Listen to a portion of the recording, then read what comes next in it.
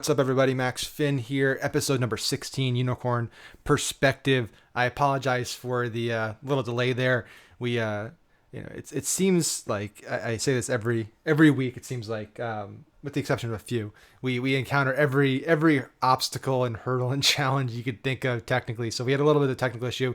I think what we're going to start doing next week actually is probably moving to just recording. I think it sounded fun to do live, right? Live's fun and stuff, but it leads to too many issues. You got too many extra things to do, and then people are waiting for you. So I think just recording it and then we can stream it and all that good stuff down the road. We'll probably start doing that. So next week we'll probably start doing that. But Nick, you get to be my last live guest and push the envelope there. So I put the title of today's live because I last week, actually the week before that, I had Shackelford on here, my friend Nick Shackelford, and I made the title of the live, I think, how to make like $250,000,000 with Facebook ads, and that attracted a lot of people. So I'm just doing jokes now with the title. That's what I'm gonna start doing.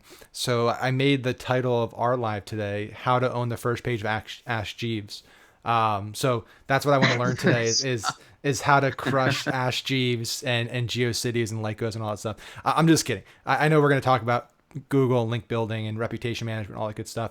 But first, man, it's great to chat with you. It's great to have you on here. I know it took 21 minutes, but excited to have the time together. Likewise, it's like being an entrepreneur. There's a lot of trial and error. There's a lot of pressure sometimes, but I mean, that's what separates like good from great. It's just that persistence to never give up, between two ISPs, two laptops, different microphones. Like we were both in a spot where we wanted to do this interview and I didn't want to give up. And we did it. I think we tried. I think it was like 6 or 8 different things, and we were on the verge of giving up, and we decided not to. So we made it through, and I'm excited to chat today because this is, honestly, when it comes to marketing, I think there's this assumption. I wouldn't say it's an assumption. Maybe that's being a little dramatic, but I think a lot of people, especially getting into the space, they get hyper focused on a singular strategy, right? It's like the hot thing is paid traffic. It's Facebook ads, right? It's Shopify. It's these singular channels or mediums where that's all I got to do. And if I do that, I can build a really profitable business. And sure, you could probably build a profitable offer off a single tactic or strategy. But if we're talking about building an actual business, it's going to be here for years, right? It just the new year just started. It's 2020. We're thinking about setting goals for the year, the next decade. It can't just be Facebook ads, right? And so what you do is like something I have no knowledge of, no expertise on. And so personally, I'm excited to chat about link building, SEO, reputation management, all these things. So, but before we dive in, because I have a ton of questions for you, like why this, right? And when you kind of got started and decided like this is what I want to do career wise, what pushed you down this path as opposed to kind of the dozens of other paths you can go in the digital marketing or marketing space? So that's a great question, and I love the title of the podcast with GeoCities, Lycos, Jeeves. So the long and short of it really comes down to my parents wouldn't let me have their credit card to do anything on the internet to buy traffic when I was like in high school. So the only way I could turn a buck online was through non-paid efforts, which really falls into SEO and search and doing things that didn't require actually buying media. Got it. So it was out of necessity. It's like, hey, I'm going to get started. I'm going to hustle. I can't run ads because I don't have any money, right? And so I'll get started. So what was the kind of the first breakthrough, right? I mean, I'd imagine you think about most people's stories, right? It's like, hey, I tried Yeah. something, I got passionate about something, and usually there's a moment where it's a lot of failures, but usually there's that moment where it's like something clicks, something works, and you get hooked, and you're like, this is what I need to do now. I think it was probably in high school when I first got a cable modem, and I was in like a rock band, right? Like we recorded songs and uploaded them to mp3.com, and I wanted more exposure. I wanted our music to get out to more people. So I think my first aha moment like online was when I started renaming our files and uploading them to the Napster network. If anyone remembers Napster, it was a peer-to-peer file sharing network from way back in the day, like 20 years ago. And I was renaming the files, which included our band's URL. So that's how I was generating traffic, simply from uploading other files and injecting our URL into the file name and just doing it on a massive scale.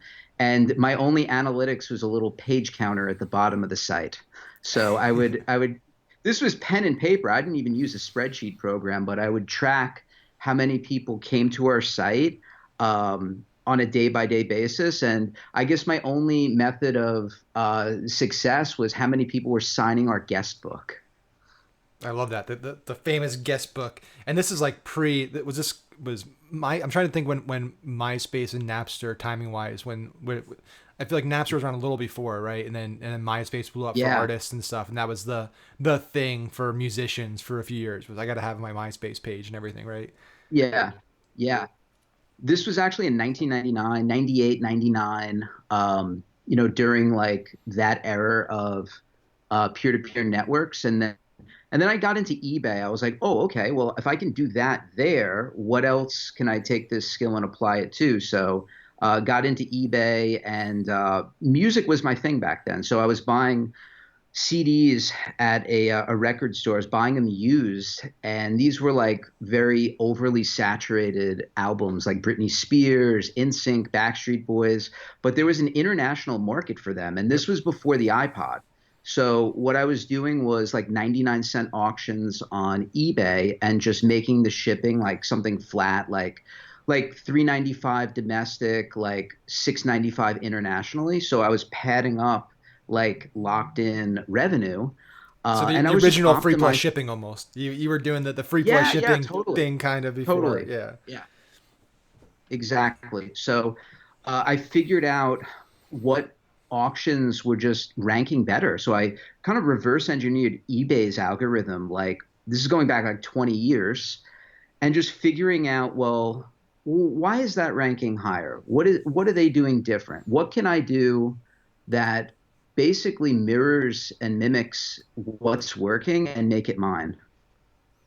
I love it. So you get passionate about something, and you've been able to tie a professional skill with a passion of like music, which is, I feel like that's always something that people dream of, right? It's the ability to pursue a passion, but also find a way to turn it into a living and a career. So at some point though, you I don't know if you're touring, you got a band and stuff, but I'd imagine you kind of, you went the one round. You said, okay, the music thing is here, but like I figured Right. out this SEO thing and this understanding how algorithms work and how I can best put myself in an optimal position to profit from these systems. Where does that transition start for you? Where you start focusing more on like the SEO as your passion, your career, and then the kind of the music is less integrated into it, I guess.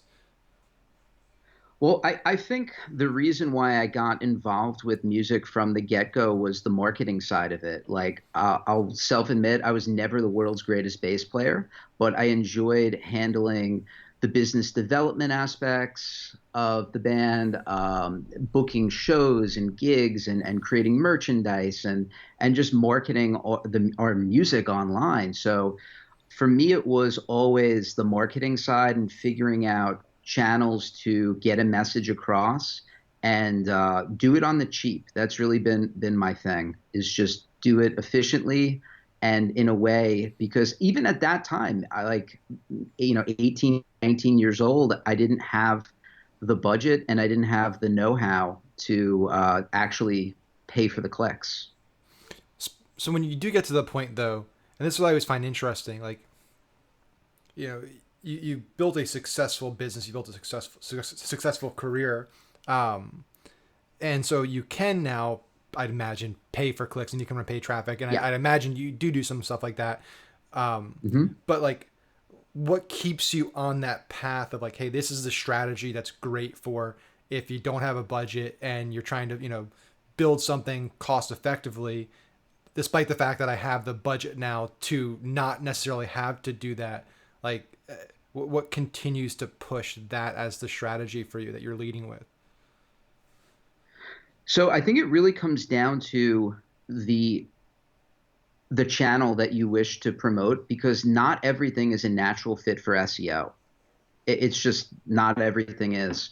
Um, there are times, even for our business. I mean, we run AdWords because it's the smart thing to do. I mean, it's the right thing to do, the right channel. If we're talking search, we might as well be visible on search to Mm-hmm. get that click. Because if people are looking to fix or correct or improve Google results, we need to be on Google. So that's a channel where it just makes complete sense.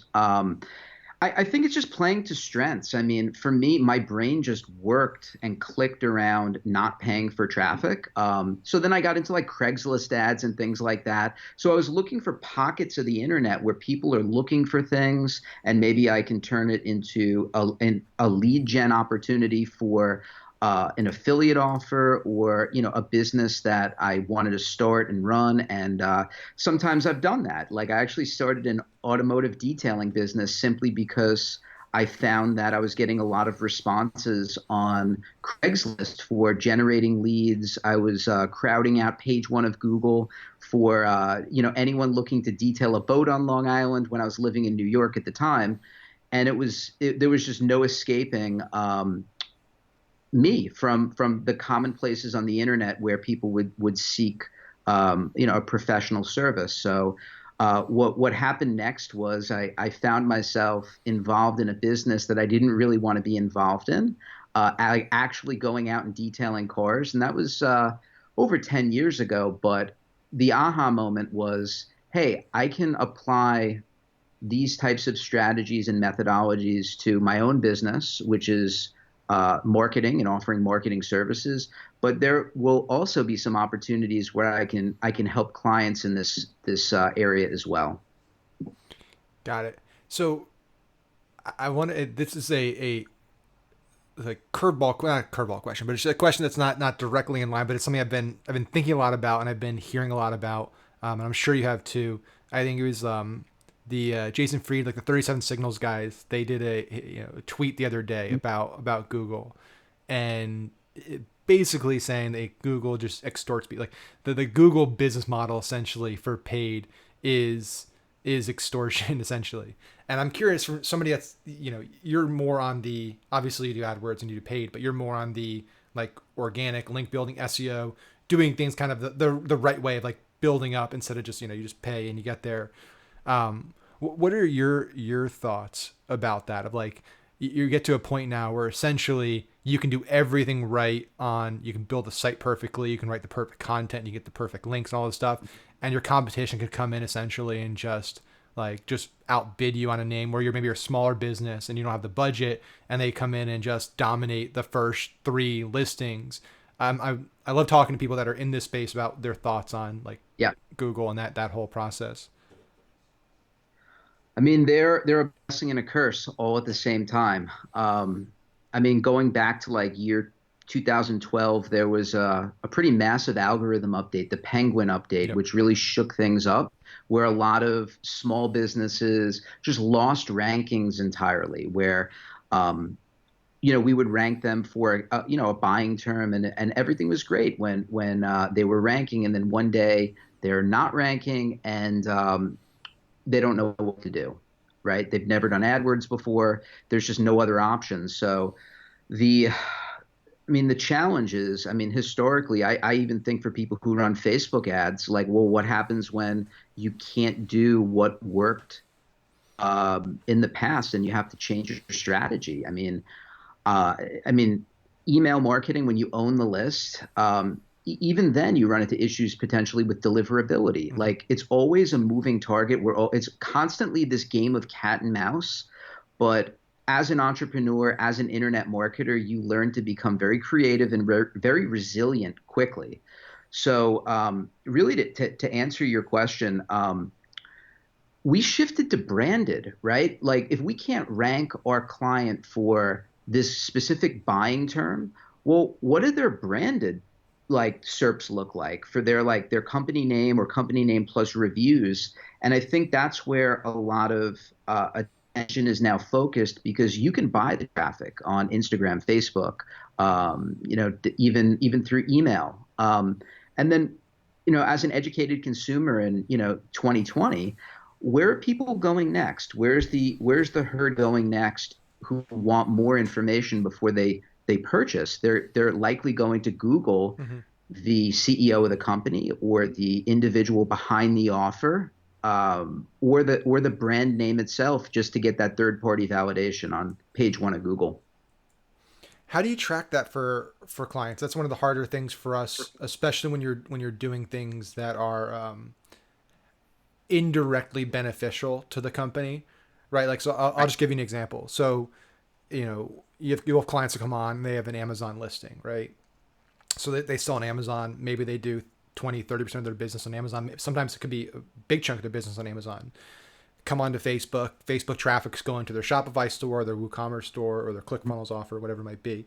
And it is a guaranteed fact. They've done tons of studies on this, that paid traffic, even if it's to a Shopify store, has a direct lift on Amazon, right? Like, because people do exactly what you're talking about, which is, but just in a different way. Mhm. Like, I think Amazon's kind of the product search, platform. So people see a product, they look at it, it's like, that's a cool video. They forget about it a day later, a week later, they go to Amazon and search for it and they buy it there. There's a lot of lost attribution that happens there back to Facebook. Yep. So I'm curious on like the SEO side, what you do for clients. I'd imagine it's got to be difficult to, or maybe it's not difficult, just my ignorance here, to definitively show to a client, hey, having this listing, this placement here is going to drive more sales by 10 to 30%. We can't directly show it to you, but like, this is what happens. Right. People see Right. your Facebook ad, they go to Google, they search for the brand name. If you're not listed here, if you're not ranking here, you lose that sale. But like, it's hard to track that back, right? It's hard to show that to a client, that exact flow, and get them to like, yeah, that's a fact, Yep. right? Totally, 100%. And that's been like the biggest challenge when speaking with a prospect or speaking with a client that is very focused on numbers and like how do we make this quantifiable. And it really boils down to how much does owning, controlling, and dominating page one of Google for your own name mean, right? um, how will that impact you or your business if someone is trying to hijack your traffic? And we see this all the time with, is it a scam type listings Yep. where it's very simply, don't buy this, buy that. And that's the punchline of these types of, articles, often low quality content, propped up by tons of crappy links. And then next thing you know, you look at page one of Google and saying, oh my God, like there's this negative or implied negative listing. How does this impact the business as a whole? It's very hard to quantify because enough of those types of listings can lead to other undesirable things like chargebacks or people calling your call center saying, "Did I just get scammed?" or "What's going on here?" Simply because you haven't thought about the aftermath of what happens if I don't have that level of control.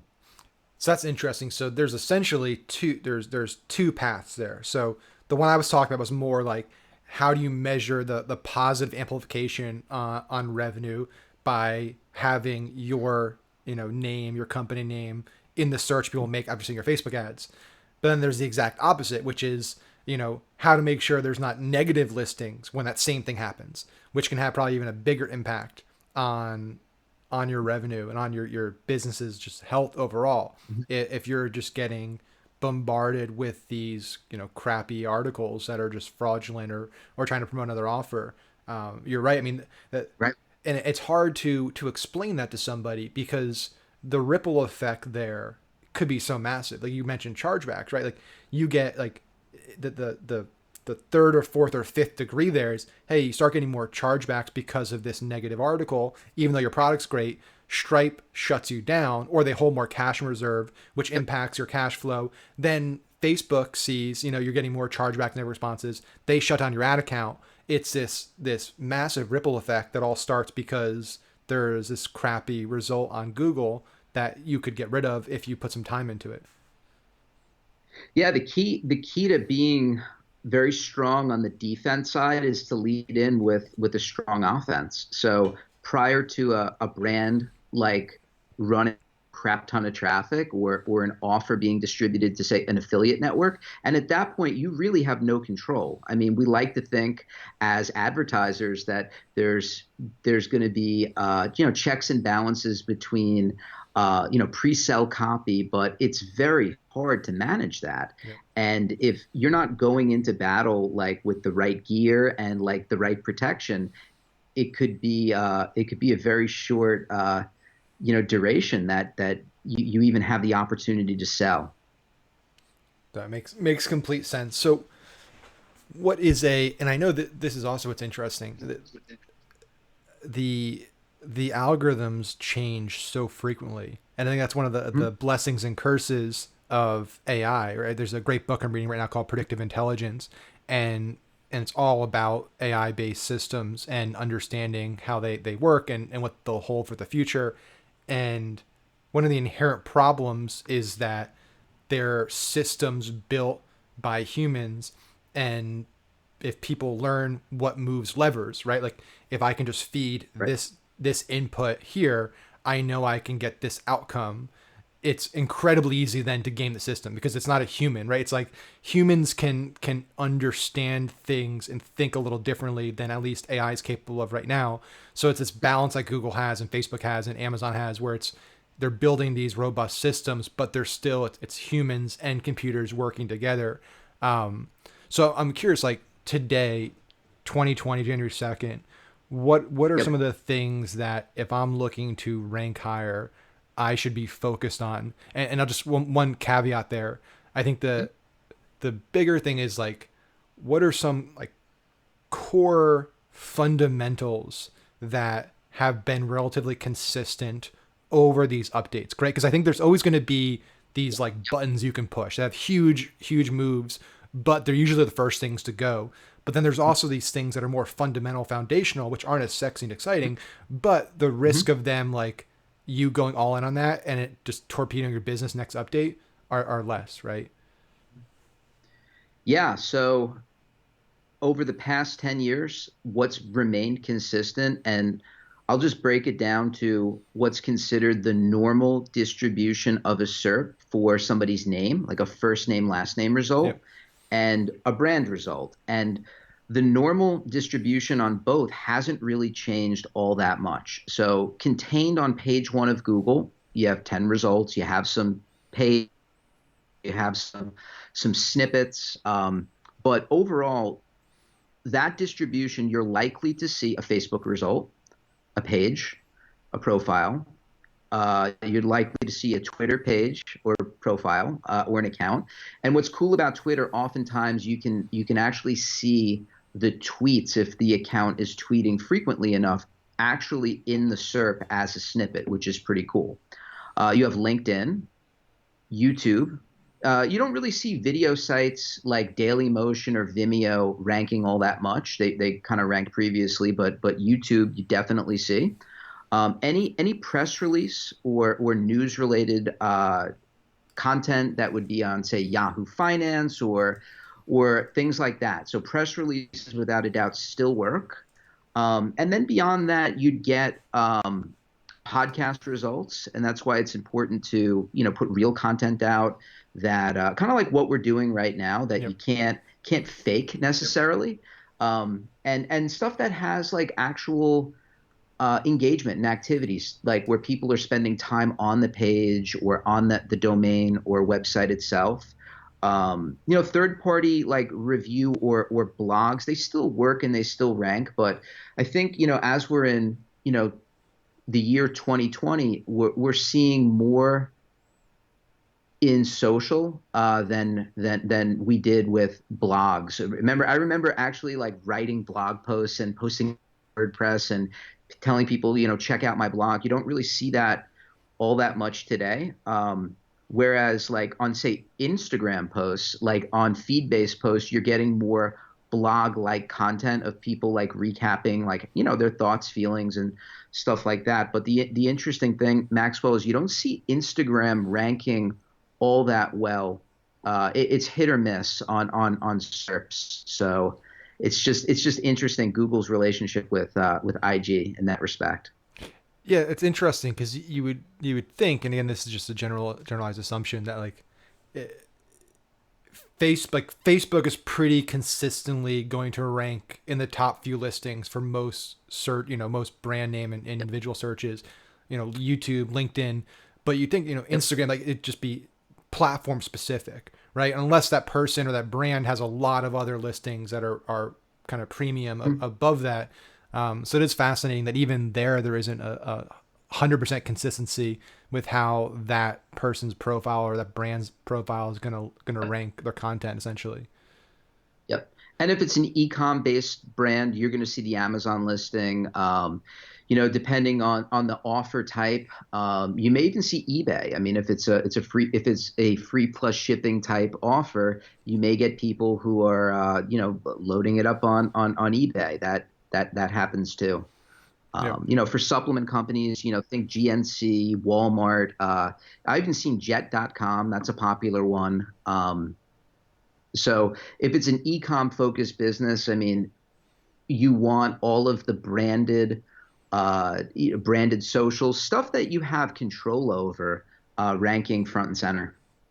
Definitely. The one thing I've also seen is a lot of value put on just the best content in the sense that like, it seems like a lot of just very common searches now, or even specific searches on Google, it's expanding. You're getting that answer in that box. I forget the name of the box. It's kind of put up above the search, and it's basically the top result, Yep. but it's expanding their answer on something. I feel like I mean that is powerful. Like that's even beyond just being the top search on like top result on Google. Now it's like you're getting the answer right away. That person's seeing it, and you're the one helping them, providing value. So how does somebody that's getting into this space even get to that place, right? Because I feel like whenever I Google stuff, it's usually going to be, if it's like medical stuff, like WebMD just dominates it. There's certain brands that just, there's like cooking.com for recipe, all these brands. Are there like long tail ways to get that, or is it just a matter of consistently putting out high quality content that answers the most common questions people are going to ask your brand? Yeah, totally. So, I mean, there's always Reddit and like Quora for that type of stuff. That's just an easy way to get uh, the authority of that domain playing in your favor. So, if you're really active on a site like that, I mean, and it also depends on the product or service that you're looking to pitch or to sell. So, for example, say like Quora. I mean, if you're answering a lot of questions, you're going to become like the answer man or the answer woman. And as a byproduct, you're going to be getting a lot of interesting Quora results ranking for long tail, as you mentioned. And you just happen to be like the best person answering the question. And then people may, reach out to you or look deeper into, what you're doing and how you're doing it. Um, I guess it really comes down to what is the main method of promotion and how much is um, that generating? Because very simply, like the SEO could be like the validating factor. Let's say you're running an outbound telemarketing agency or an offer where it's just hard outbound. You have lead lists of people like lukewarm prospects, and you have to tell these individuals who you are and the company or brand that you represent. And if it's less than stellar when you tell them the brand name, you have to assume that people are going to go to Google, Yep. right? Like, and if page one of Google has like ripoff report, number one result, and just a variety of gripe sites or like consumer complaint sites, like, well, it's probably a wake up call. Maybe you're doing something wrong with your with Yeah. your outbound, or maybe it's a question of like the quality of your offer. But that's an example where it's it can work in your favor or against you. Whereas if you really took the reputation of a brand or how page one looks more seriously, and you were to reach out to people on the hard outbound side, and you tell them the brand name, and you can say like, check us out on Google, right? It could work to your advantage because you're now building that trust and you're welcoming people to check you out. Definitely. How does one of the results that I still see is also very powerful is Wikipedia, which I find is interesting that it seems like Wikipedia, the way that they market it, like when you're on the Wikipedia, is like they're on the verge of going out of business every day based on the way they ask for donations and stuff. But Yeah, I think they're doing fine. yeah, But I noticed that Wikipedia, especially for public figures and big companies, yeah, crushes it. I mean, and I know it's a lot of the sidebar with the kind of the more rich like yep. information snippet pulls a lot from Wikipedia. But on the Mhm. upside, like on the other side, like creating a Wikipedia page is incredibly difficult, at least from the times that I've ever tried it. And this is like years ago Yep. before it got even stricter than it is now. Is it worth investing to like actually build a Wikipedia page for that purpose, or is it something where it's just like it's not even worth looking into? Well, it depends on who you are, how influential you are, how big your brand or company is. I remember those days of trying to create Wikipedia pages. Sometimes they'd stick, sometimes they wouldn't. You'd have to make friends with some moderators. In most applications, it's probably not worth investing the time figuring it out. Maybe you can, be cited as a resource. In like a Wikipedia page as like a reference point, that could be a really good link, from an SEO perspective. But the interesting thing about Wikipedia is just the click through rates on Google, because I know like if I see a Wikipedia result for a query that I enter, I'm probably going to click it. I can trust the information on Wikipedia, and save like time and things like that. Just tell Google that it's a quality result. And with that being said, you can kind of mirror that approach to other aspects of like a good page one search result. And I know we talked about like Twitter accounts and Facebook profile pages, but let's just say you were to be, writing a blog article. I think the title means a lot these days, more than it ever did before, to get people to click. So if you were to blog, right? People still blog, and most people are doing it on medium.com these days. Yeah. That's like the go-to for self-expression in the written form without images. You don't even need images. It's very interesting to see, but what is ranking and what is getting attention is like clever titles, like titles that are it's kind of like YouTube in that respect. It can be clickbaity, to the point where, I mean, if you're missing the mark, like as far as like the content's concerned, it's just not going to become discoverable, similar to YouTube. But people, especially, content consumers, they're actually looking for that piece of content to stand out. And the better you are as a market crafting titles, it benefit you from an algorithmic perspective as well. Yeah, I mean, if you think about just most people are looking to be, you know, entertained, and even if they're looking to be educated, they're still looking to be educated in a way that's not Yeah. dry and boring, right? And so it's kind of like when when you're in college or high school and you're picking classes, like you're picking classes to learn, but you're also picking the classes that you're going to enjoy the most and have the best teacher and, are covering the best topics. And so I think it's the same Hmm. thing when you're creating content nowadays. It's like you, Yep. you're competing against billions of people. Essentially everyone's a content creator, right? So you have billions of people all putting out content on a daily basis. You have billions of people looking to consume content on a daily basis, and you need to stand out in some regards, right? And so the balancing act is you need to get their attention, but the attention grabbing headlines or images that you use should be directly relevant and supported by high quality content, right? That's where I think people miss the mark, is Yeah. they'll throw an Totally. image in an ad or a video in an ad or a headline that's just totally irrelevant to the content. And that defeats the entire purpose. Like the headline and the image is just it's basically like you're leaving a trail of candy to get them in the door. But like once they get in the door, like you still need to deliver if you want to get, you know, the desired Right. objective, which is to sell a product or to get them into a list or whatever it might be. Like they're, if you don't do that, then you lose them forever, and then you probably just piss a bunch of people off. Oh, without a doubt. I mean, you're going to shoot yourself in the foot because the bounce rate's going to be way up.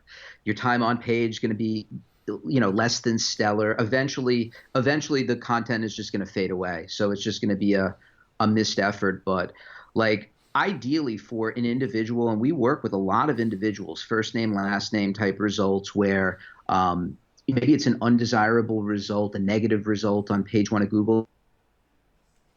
The question is how do we suppress it? And we do so with amplifying the goodness. And it's hard for individuals to do. I mean, it's hard. It doesn't come naturally or intuitively for many CEOs. And frankly, they have better things to focus on, really. Like instead of like the algorithms on Google and like how do we make this go away? I mean, if it was very simple and Google had a 1-800 number that people could call where you're like, hey, I don't like the Google results for my name or my company or my brand. What can we do? I mean, I think Google's phone lines would be ringing off the hook. They wouldn't be able to support the demands that people have. So that's where there's an opportunity to fix it. Obviously, it's not easy. It might not be cheap. It may be very time consuming, but in the world we live in today, like one customer, one like person that has a screw loose, so to speak, can really derail a good business or a good person where it creates a lot of tension or a lot of fear, a lot of anxiety within an organization. And I know we talked about like the outbound sales company, but I wouldn't want to be a sales rep, pitching a product or service to people. And that's my main source of income when I know that page one of Google is just a mess. And I may be, at a disadvantage, like before I even make that call. Yeah. It would definitely not be something that I would enjoy doing, because I feel bad for people that actually have to do that for a living, and fight that right out of the gate. You're already kind of, Mhm. you're one step back before you even get started. So I know we only have a few minutes left, and what I would love to hear, I kind of ask everyone this, is like SEO, or just you can talk digital marketing in general, or you can talk even broader than that, like Mhm. 2020 through like 2025. I mean, what do you think are some of the biggest trends that are going to impact our industry? That's a great question. All right, so this may sound a little crazy and a little counterintuitive, but I think those companies willing to be adaptable to explore or integrate offline methods within like existing campaigns. I think those are the companies that are going to come out on top because the barrier of entry is so low right now. Like you can get a ClickFunnels account, you can get it moving very, very quickly with an offer. I mean, merchant processing, no worries. Integrate with Stripe, there's just so many solutions out there. There's so many resources like on YouTube to learn how to run like a Facebook ad. And I think there's just so much competition out there, and we're all fighting for the debit account number or the credit Yep. card number for we're all selling to people right at the end of the day. So the I think the channels that or underexplored, like maybe I don't want to say direct mail. I think SMS or crafting text messages in a way to really connect with people. I think that's going to be more valuable. I think brands that communicate through like direct messaging, more personalized touches that actually require humans that have emotion and less automation is going to be refreshing for people. I totally agree. I think it's not a coincidence that you see some of the biggest and fastest growing direct to consumer brands the last 5 years starting to make kind of headways into brick and mortar and at least pop up stores and connecting with people on a more local and personal and in-person levels. So you have every brand from, look at Casper. Casper has like a pop-up nap store in New York where you can go in and take like a nap, right? Like it's not so much like, hey, we're just going to open a big box retailer, but it's like, how can we create kind of in-world experiences that extend our online Hmm. brand? Because that's one of the biggest advantages. I think one of the reasons why like Best Buy and some of these companies have still stayed around, not just stayed around, but actually doing pretty well, all things considering, is because a lot of people still, they like the convenience of Amazon and stuff, but they still like to, for a lot of products, go in and touch the product, see the product experience, especially when you're talking about, $5,000 TVs and you're talking about furniture, you're talking about, clothing where it's like, it's got a specific fit. People like to try things on and experience it. And so, yeah, I totally agree. I think that's undervalued because it's so easy to just start an online business nowadays that it's like, well, why do Yeah. I can make money doing this. Why should I even worry about, connecting with the customer? Yeah. So online is great. I mean, it's a great touch point, but I think we need to still think as marketers and we need to be creative in ways beyond what I mean, because it's so easy to start a Shopify store these Yeah. days. It's almost too easy where the barrier of entry is just so low. And I mean, I see a lot of cool art in the background, and I know we chatted about like the artist and stuff, but there's a reason people want to connect with people. And I think that makes art so interesting today, where you have the choice to go to a gallery, right? That's a way to consume, right? You have a choice to go direct with the artist. And like we both have a relationship with the same artist. Like Yep. we both collect. And I think that's what consumers are looking for more today than before is that type of connection, that type of relationship. And bringing back old channels if like the telephone, right? Like it's unusual. I know we have apps like RoboKiller, and I think the issue came with automation Mm-hmm. because it's not even a person when you pick up. Like I don't mind. I almost wish, Maxwell, I would get called for stuff that I actually want to buy. I'd listen. I'd say, all right, well, what do you got? I mean, if you have something that's going to benefit me, all right, tell me more. Tell me more. But now you pick up the phone and it's an offer. Press one if to like if you want to listen for to lower your car insurance. It's like really like we're just doing or like RVM, ringless voicemail, right? It's like I'd rather speak to a person, right? Yep. Like you maybe get the sale, but I think that like internet marketing and automation has got to a point where it's not personal, and you don't even know who's behind the brand or the offer. It's kind of lacking a substance these days. Yeah, I completely agree. I think that is one of the downsides of technology is that it allows, especially people that are looking to make as much money, to kind of exploit it, right? Like internet marketers are notorious for early adopting technology and then using it to make as much money as possible and kind of burning a lot of people, right? And so it'll be Yeah. interesting in the next few years to see, especially as things like AI get better and better and better. There's this move, I think, from using technology to automate to the masses and going the opposite way of like, how can we use technology to personalize at scale? Like that's the holy grail, I think, is if you can at scale do personal marketing where there's personal conversations happening. Yeah. And it'll happen at some point. It's just going to be interesting to see exactly how it's executed and who ends up, building that platform that everyone's using for that.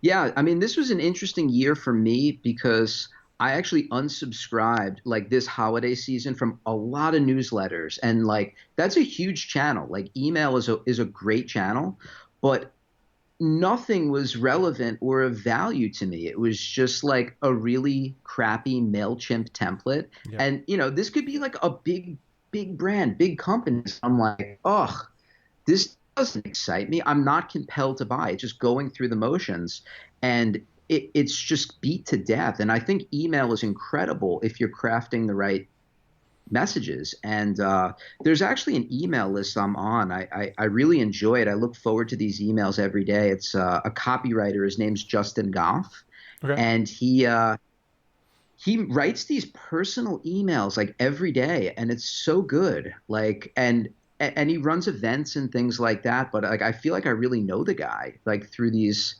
emails. It's just elevating the channel where you actually want to receive the messages. If you can master that, I mean, you can master the art of money and millions and all that comes with it. But I think it's just delivering messages that people actually look forward to and want. And then once you have that, they'll buy anything. I completely agree. So I think that's a good place to end it, because that's about as good a message as we can leave people. I think if you can command Yeah. attention, you can make money. Like, I think people put that first. They put like making money first instead of building the relationship and capturing attention and building the audience, right? It's like, if you can develop the relationship, the authentic relationship, command the attention, build the trust, there are an infinite amount of ways you can make money from doing that. But it's a matter of putting the cart before the horse. So I think, yeah, man, this is a great conversation.